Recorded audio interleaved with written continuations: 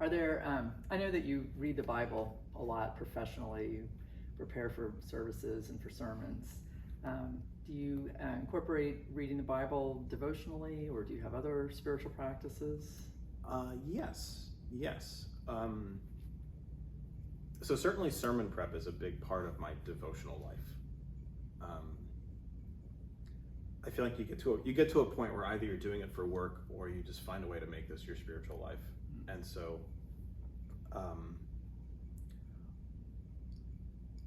I think this is an important point to make. Certainly, like, as a person who preaches, one could get the impression that I'm somehow like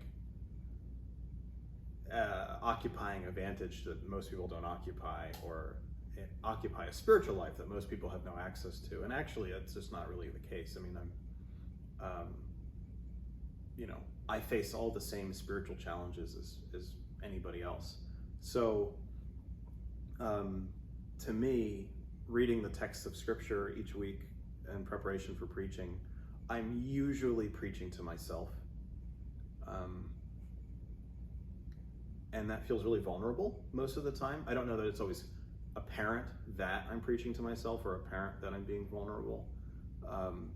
One of my regular spiritual practices, I can't say I do it every day, but I do it many days, is during my drive to work in the morning, I do 10 minutes of Lectio Divina, where I listen to a gospel text and then pray about it.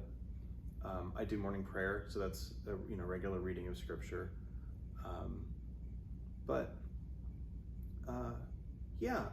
Sometimes I just find myself thinking about like a text, like a verse of the Bible, and sometimes that's the most satisfying thing.